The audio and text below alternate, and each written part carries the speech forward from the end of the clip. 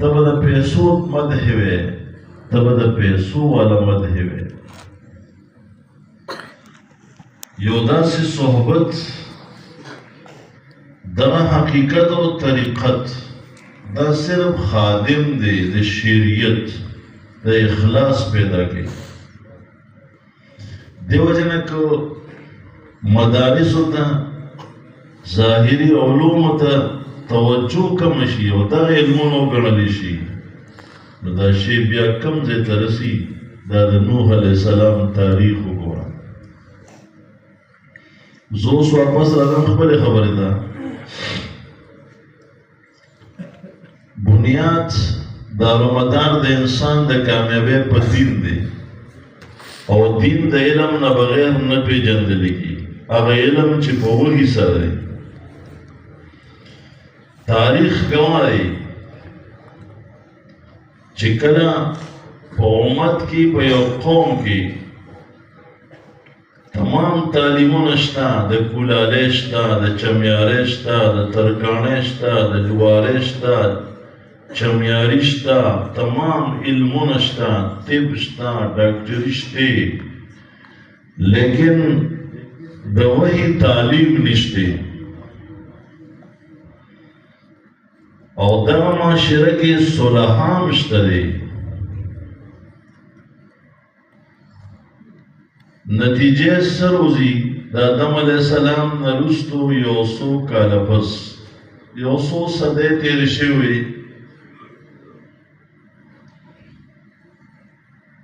په قوم کې انسانیت کې مدارس پاتې نه شو. د الله د کتاب رونق ختم شو. پته نشته والله علم چې کوم صحایف وو، د تعلیم ختم شو. 15 خانقاهونو د غټو غټو اهل الله او بزرګان، هغې کې صرف د ذکر اذکار د عبادت فضا وه.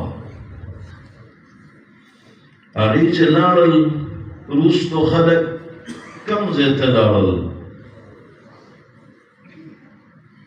د هغې خپلو مشایخو نه خدایان جوړ کړه، د هغې بوتان یې جوړ کړه، هغې ته سجدې شروع کړې. کله چې په هغې کې د وحي تعلیم پاتې نه شو، په هغې کې زه د خپل دور په اصطلاح کې ویم مولا پاتې نه شو، د حق او د باطل فرق کوونکی پاتې نه شو، په دلیل سره حق ښکاره کوونکی واضحونکی پاتې نه شو. هغه قوم دومره لرې لاړ چې الله عظیمه هستی اول رسول چې انسانیت ته راغلی دی، تشریعي رسول نوح علیه السلام، انا اوحینا الیک کما اوحینا الی نوح. او د نوح علیه السلام 9.5 کاله په قوم ولګېدل. په 9.5 کاله کې په دې پوه نه کړی شو چې لا اله الا الله ګوره حق کلمه ده، دا ووایه کنې تباه برباد.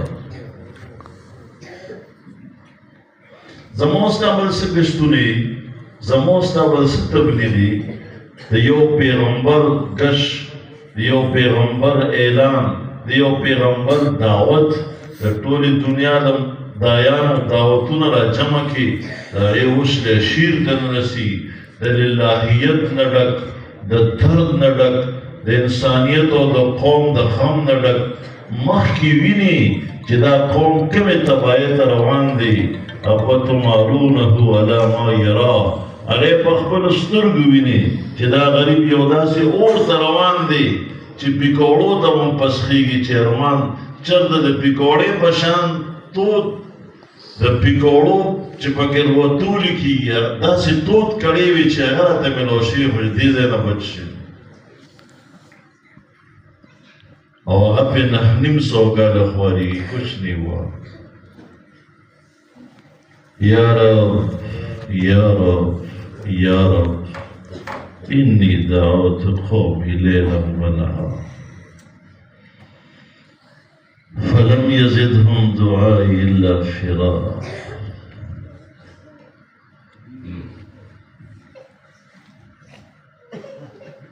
أعلنت لهم أسررت لهم إسرارا أسررت لهم تفسیر قرطبی لکی آتیتهم منازلهم کورونو تم پسی ورلم بیٹکونو تم پسی لارم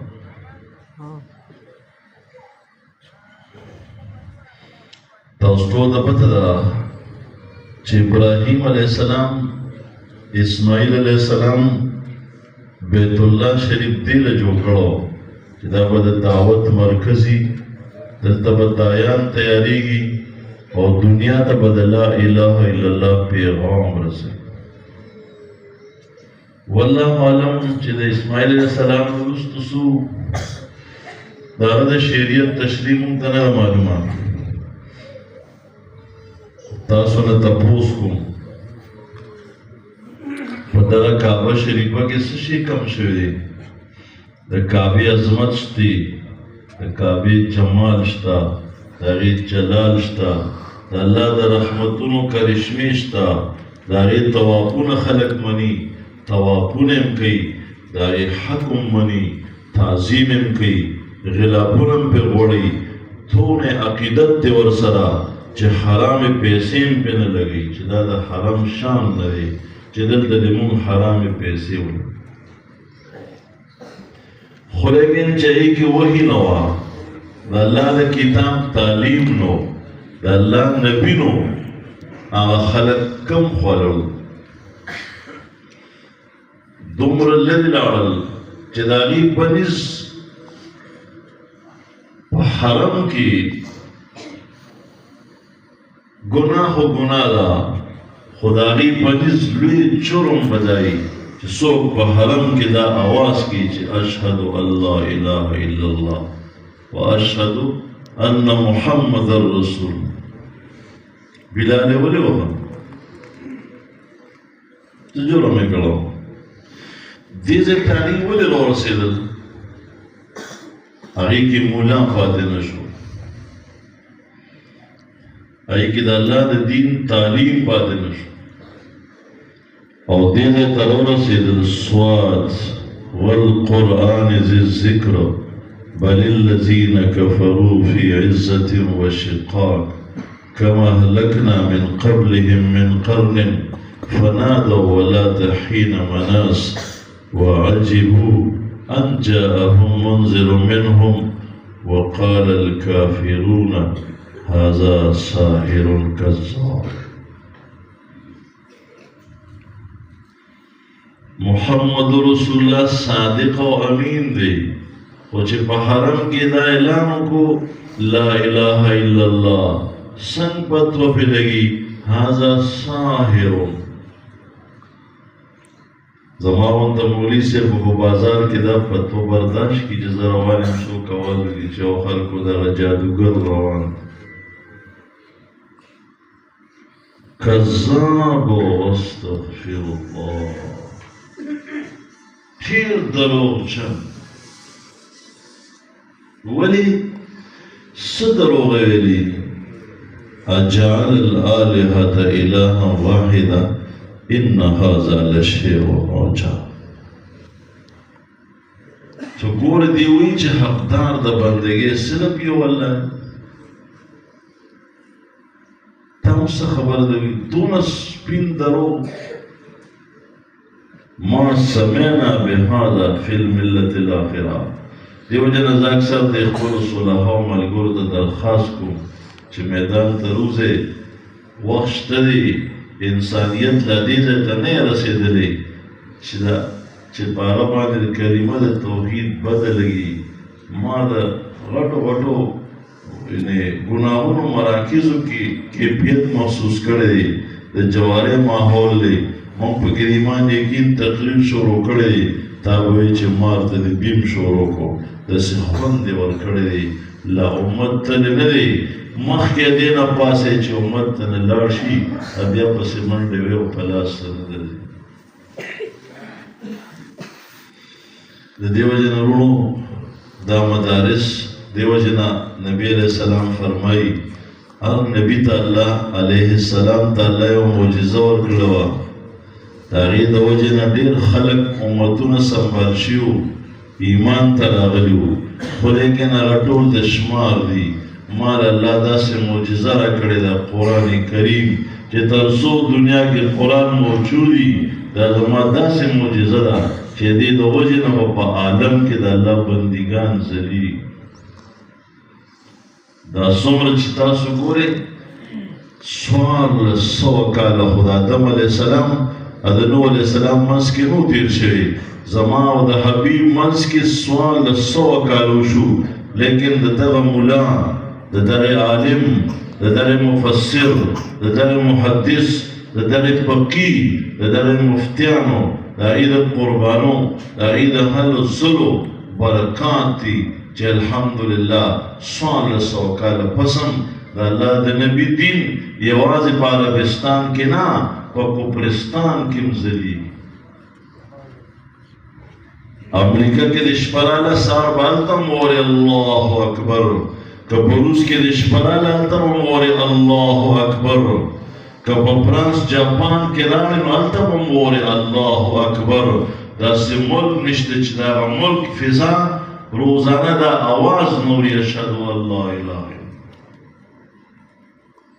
د دې وجې ورونو هر نبي علیه السلام د هغه بنیادي هغه محنت چې د هغې نه هدایت خور شوی دو شعبې وي، دعوت بې طلبو کې طلب پیدا کول، امت سنبالول، تعلیم تعلم. تعلیم تعلم صرف د فضایلو نه دی چې بس موږ به دې کې منحصر یو، تعلیم تعلم. نو دا مدارس تاسو په علاقو کې چې الله وخت په وخت ډېري او قایموي، معلومیږي چې الله تاسو ته د رحمت په نظر کتلي. کوم قوم ته ګورئ چې داسې څیزونه پکې ترقي کوي چې د هغې د وجې نه د الله غضب زیاتېږي، پوه شه چې دې نه الله خفه دی. کوم قوم کې هغه شی ترقي کوي چې د هغې د وجې نه د الله رحمت راځي، پوه شه چې الله دې ته د مهربانۍ اراده کړې ده. نو الله دې موږ تاسو ته توفیق راکړي، ناقدرداني دې ونه شي، ناشکري دې ونه شي. د دې علماو ملاګانې مضبوطې کړئ، دې سره مینه کوئ، دې سره محبت کوئ. ضروري نه چې تاسو یې ټول خپل بچي مولیان کړئ، لیکن یو بچی په نارینه اولاد کې خامخا علم ته وقف کړئ. دا یو عظیم نعمت دی چې کور ته راشي، د نبي علیه السلام میراث دی. او دارنګې په حیثیت د امتي زموږ د هر مسلمان دا نیت پکار دی چې په ټوله دنیا کې د الله دین واپس هغسې ژوندي شي څنګه چې نبي علیه السلام پرېښی و. دې لپاره زه سفر یې وکړم، منډې تړلی وم، څوک به کال ولګي، څوک به میاشتې ولګي، د چا به به موږ کارګزارۍ وي، جوماتونه راغلي وو. نو ما سوچ کولو مې دې اوس په ځان نه پوهېږي یو، لیکن الله وله دونه لوی احسان پې وکړو چې د قیامت پر ورځ به چا دپاره صرف یو محله ګواهي ورکوي، چا دپاره به صرف یو د مسجد علاقه ګواهي ورکوي. دا چې په کومو کومو کلو وګرځېدې، په کومو کومو وطنونو دا یو کاڼی به له قیامت پر ورځ ګواهي ورکوي چې الله دا ستا دین دپاره ما لیده چې روان، ما لیده بسترې په روان. نو دې دپاره دا ټول ملګري نیت وکړي انشاءالله. کوم وروڼو 4 میاشتې لګولي ملکونو دپاره نیت وکړي، چا 4 میاشتې نه لګولې 4 میاشتو دپاره. اورېدلي مې چې قاري صاحب کار روان دی، نو یوازې قاري صاحب رخصتون دا خبر نه ده، د سره کم سے کم د چلو جومات تیار شي. نو داسې ملګري به څوک وي چې انشاءالله نقد د سره عزم وکړي د 4 میاشتو یا کم سے کم د 40 ورځو، بیا به ځان له ترتیب جوړوئ چې کله به شروع کوئ. دا ملګري په خپل ځای ودرېږي. جی مولانا عبدالرحمن وی زه تیار یم. جی نومونه نه لیکي، وی ودرېږي نو بس موږ وی پېژنو، ایجاد مې سوي بیا ما نه روکېږي. زموږ کلي کې یو کس هغه مخکې به چا ته اراده نه کوله، بیا پرېښوده نه ودرېږي، چا اراده نه. جومات دلته جوړ شي، خپل ماشاءالله قاري صاحب نو खुशहाली मत या अल्लाह कबूली की, या अल्लाह कबूली की, खुदा आसाने की होता उधरेगे मुंसर गोरे असल सरमादा जुन ने के ओजल लड़ में बिया बड़े खपोई जी माशाल्लाह। हाँ बल जरजुर हुआ शाम जगवाना सख बीमार है मतजल बीमारे करा लंदे बयान क्यों पे सर दर्द रहा है मैं खुदा उस जे तो रसे जी वाह शाबाश उधरेगा सो